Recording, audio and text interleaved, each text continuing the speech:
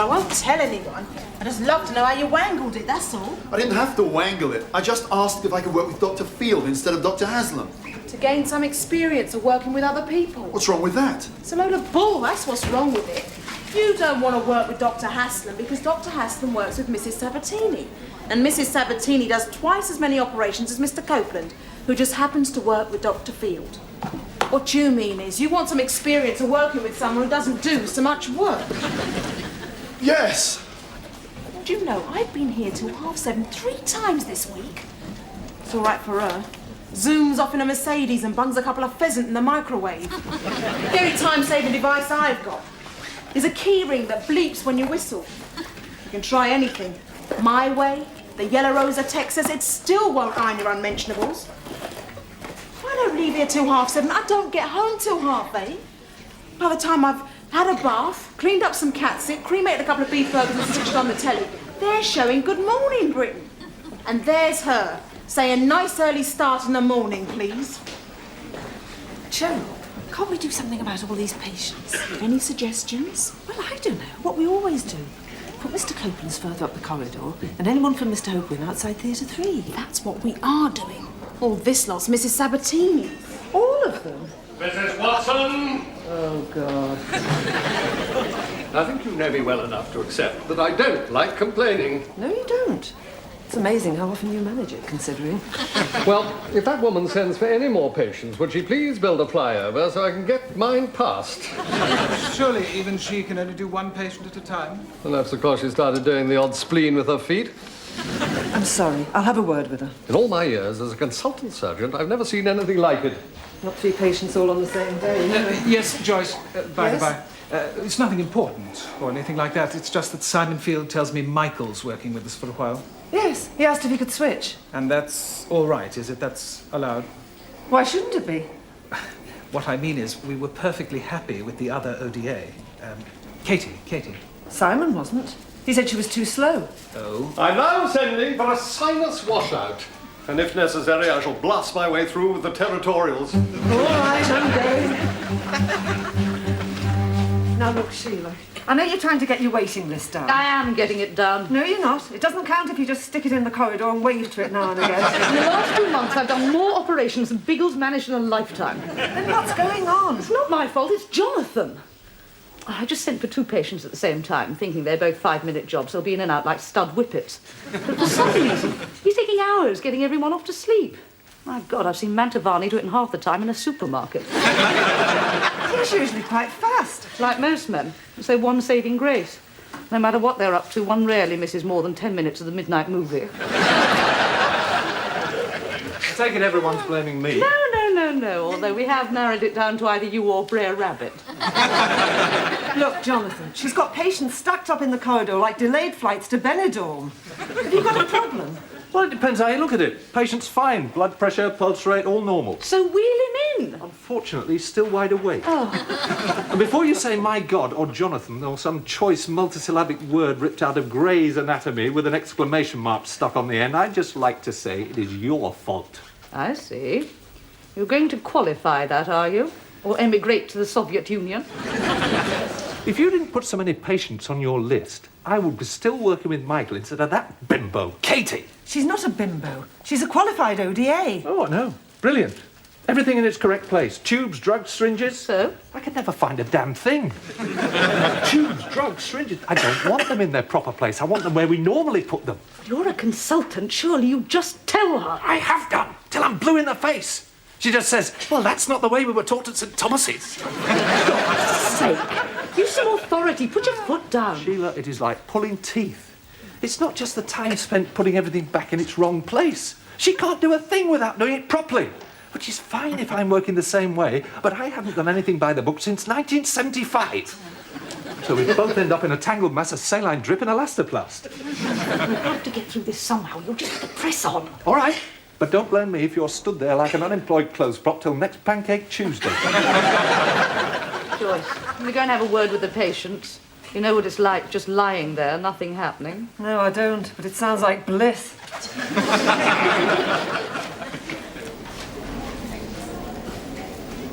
I'm sorry about the wait. Shouldn't be too long now. No, actually, it's quite interesting, really, watching what goes on.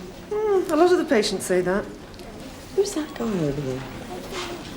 Oh, Michael. He's what we call an ODA. Does all kinds of things. Looks after the anaesthetic equipment, drugs. It's quite a responsible job, really. He's got a nice bum, hasn't he? Yes. Well, I'm sorry. It's just that I was taught that the McBeanie pulse monitor wasn't very reliable. No one in St Thomas's uses it. No one at St Thomas's uses it because the chap who invented it works here. Which is why, if you open any cupboard, about 10,000 drop out. Except in my anaesthetic room where I can't find one. It is in there. I just put it away. Well, just remember, I like to use it, all right? It may be junk, but it's small, simple to use, and if it does go wrong, we've got 9,999 more. About a third of which do work. I'm sorry. I'll make sure it's always there in the future. All right. See what I mean? She knows what she's talking about. I just can't work with her. Then don't. How do you mean? Jonathan, at the rate we're going, we should have lunch around next Epiphany. If you can't work with her, then bunk her off to someone else. Who? Go on, then. Simon? That ODA you used to work with, Katie. Yes, I know. Terrible, isn't she? Well, I wouldn't say that. I thought she was quite good. You don't have to work with her. Ask Jonathan. She's terrible. She knows her job. That's the trouble, isn't it? I mean, she keeps using the right names for all the equipment. How do I know if I need a Barnes Henderson?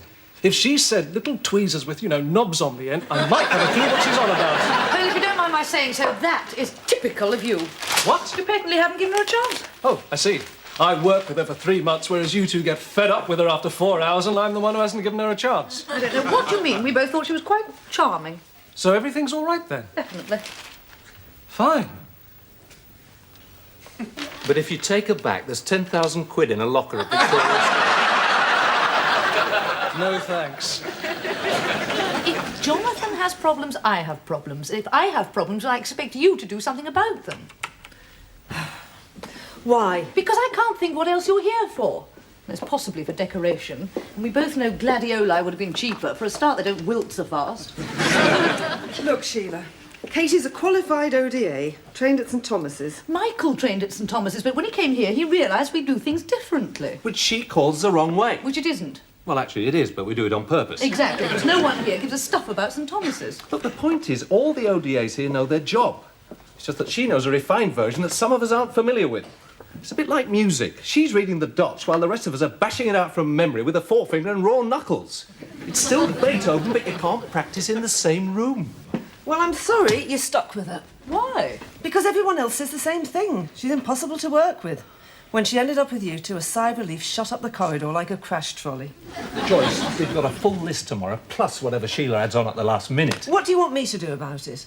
I can't sack her for being too good at her job. No, but you can get her transferred. Where to? Queen's Park Rangers, who cares? Do you really mean that? No, of course not. Yes! Oh, that's not like you. Well, I try to be nice, but I've got a job to do, and I can't do it like this. And as long as I'm in charge of anaesthetics, I think she'd be better off in another hospital. Can we do that? Oh, yes, I'll just ring St Mary's. By the way, we've got another reject we're trying to shift. Of course, we can't do it. She'd have to apply. And she won't apply unless you find her a better job. What? More money.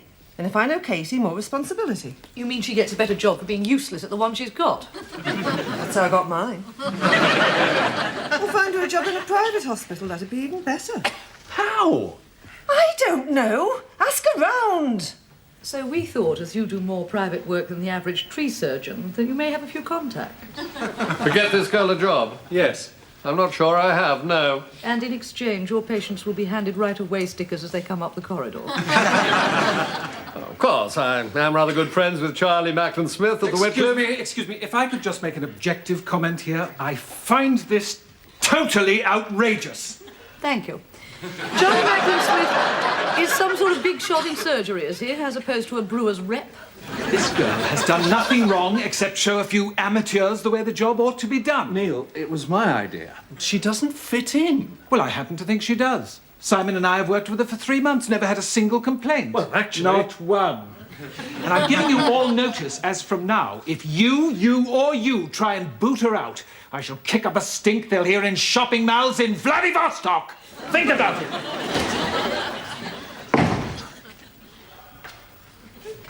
You can't hear a stink, can you?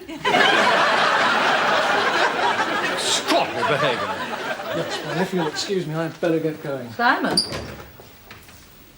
Look, really, I don't know anything. Yes, you do. And if you value your toenails, you'll squeal now. It's not just because he likes working with her, is it? Well, partly. And? And partly because they're having a thing together. Thing? My God! Neil Copeland's having a thing? I'm sorry, Alba, I don't quite understand. Good Lord.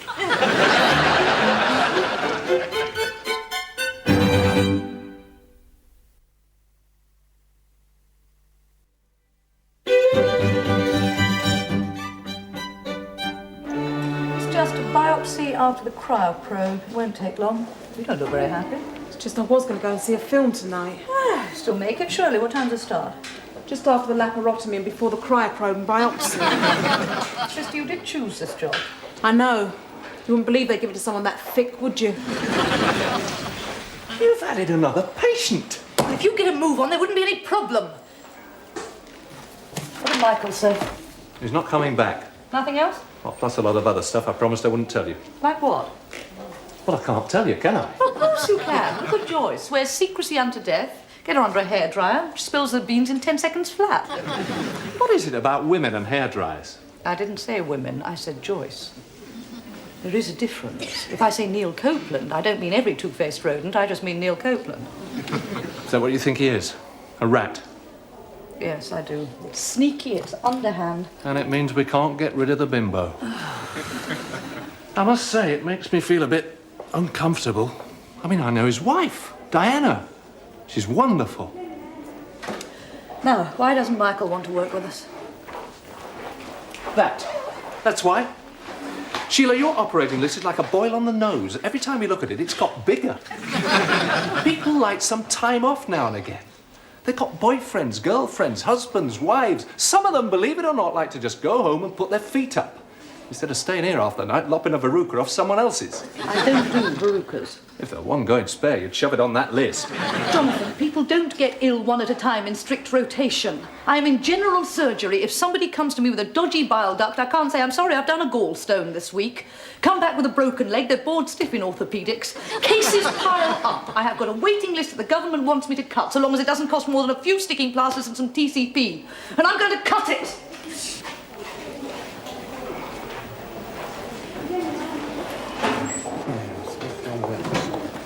The point is, I'm not really sure how to go about these things. What to say if we get invited round to their house for dinner or something. Well, I don't think you're supposed to say anything. No, just that Grace and I aren't very modern, you see. We've always felt that marriage was a lifetime's commitment. Unless one gets divorced, of course. But having an affair, well, naturally one's had opportunities. Any number. Good God, yes. But somehow I just thought it wasn't quite right.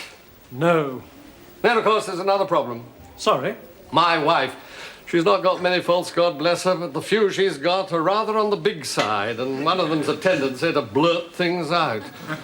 I mean, assuming Copeland's wife hasn't a clue what he's up to, what if my wife should suddenly let it slip out? Well, I think the best thing is not to say anything to your wife. Yes, or simply turn down any invitations. You know, this really is a mucky business. Diana Copeland does the best rack of lamb anywhere in the country. Fancy all that being put in jeopardy just because of some bit of fluff. Well, maybe he doesn't see it that way. Who? Neil.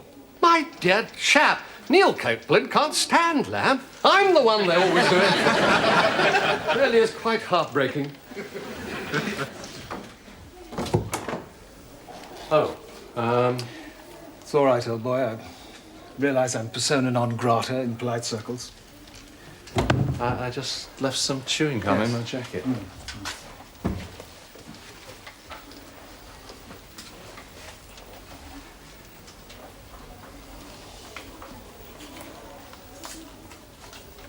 I take it my name is Singeing Grapes as it whistles along the vine. What do you want me to say? You know what this place is like. You can't walk in a room without being hit by a lump of flying gossip. It's none of their business. It's also the national sport. And round here, about 90% play for England.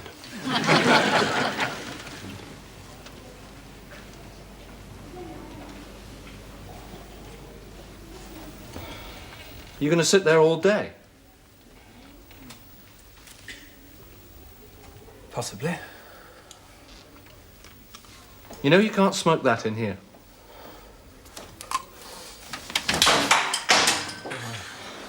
I don't want to smoke it. I want to crawl inside the bloody thing and burn up! You got any idea what this is like? I'm the only surgeon in this hospital with 2 waiting lists. One of patients, one of ex-friends waiting to slap his chops. I'm having an affair, for God's sake. It's supposed to be fun. Neil, there is no such thing as a happy adultery card. People don't send them.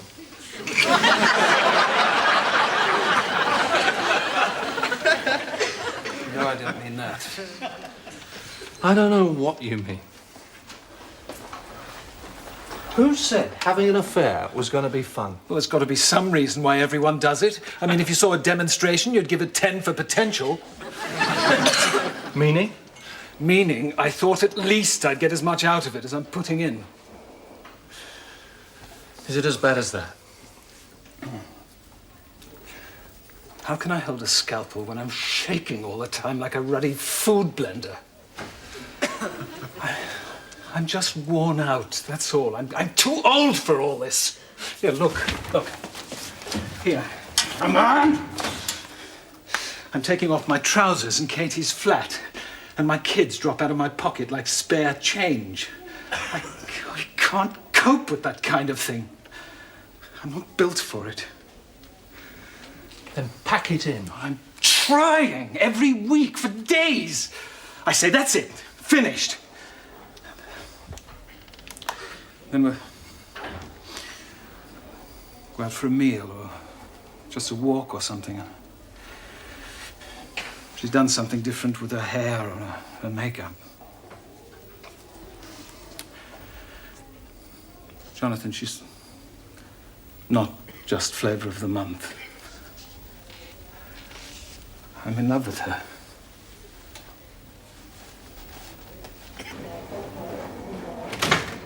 I'm sorry, I won't be long. Jonathan, no, look.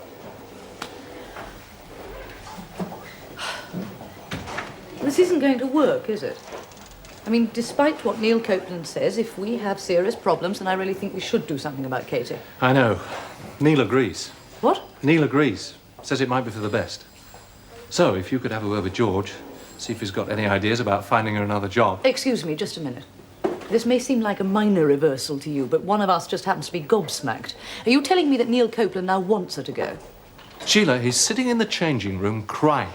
Oh. He doesn't want to split up with her, but he can't cope. He's had enough. I see. So, I suggested it might be for the best if, you know, she went somewhere else. Oh, absolutely. Of course, if we had contacts with the mafia, we could probably get her whacked out for the price of a ravioli. What? Well, I mean, if Neil Copeland's had enough, let's be practical. I mean, all these obsolete women milling about, getting in the way. I seem to recall we had the same problem with hedgehogs a few years ago. I take your point. Nothing ever changes, does it? Man's had his fun, and now, as usual, the woman gets dumped, and you expect me to break out the champagne. I'm sorry, I didn't think. So we'll stagger on then. What? You know, with Katie. I didn't quite mean that. But I thought... No, she'll have to go, obviously. She's a pain in the neck. Sheila, you don't seem to understand. We can't just find Katie a job. She's got to apply for it, and she won't do that if she thinks Neil Copeland wants to carry on carrying on. Well, I naturally assumed he'd tell her he doesn't. Well, he won't, because every time he sees her, he does. Oh. So now what? Well, it's obvious. If Neil Copeland hasn't got the guts to tell her, then someone else will have to. Yeah? Jonathan, you seem to have gone pale. I'm not sure I know anyone with that much guts. I see. So, anyway, I thought someone ought to tell you. I know, strictly speaking, it's none of my business. No, it isn't. But when it affects the day-to-day running of my theatre, then I think it becomes my business. Can I ask you a question, just woman to woman? Yes, of course. Who the hell are you? I'm sorry?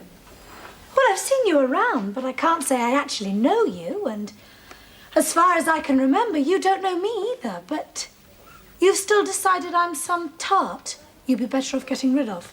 I never said that once. Well, that's why you're here, isn't it? See if I'd fancy another job somewhere else. Katie, if we have problems, then something has to be done. You know Dr. Haslam finds it difficult to work with you. So? I find it difficult to work with him. I don't see anyone telling him to get lost. No. Do you know, I thought it was going to be rather nice working with a female surgeon. But as far as I can see, you're just one of the boys. When you get to the top, no one else matters but you. I'm causing problems? You get rid of me. You fancy working late at night? Everyone else has to muck in. But your slip's showing, Mrs. Sabatini. Because unlike everyone else, when you get home at night, there's nobody there. That's why you work late every night. And that's why you've enjoyed telling me that Neil's going to give me the big elbow. Because underneath all the Cartier and the Guy Laroche, you're just a lonely, miserable old bag. And you want everyone else to be the same. Don't bother finding me another job. Sack me.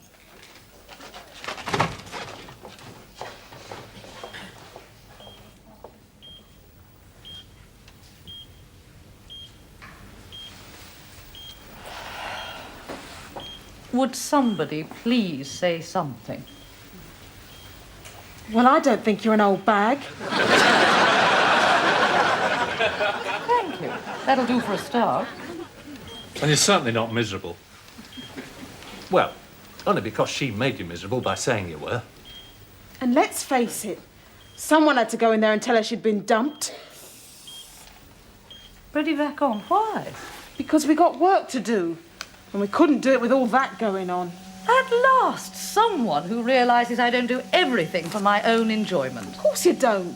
Some things you have to do because it's part of your job. Yeah, for the good of the patient. That's right. Which is why sometimes we have to work late to get the waiting list done. Yes. For the good of the patients. Thank you, sister. Nice early start in the morning, sis.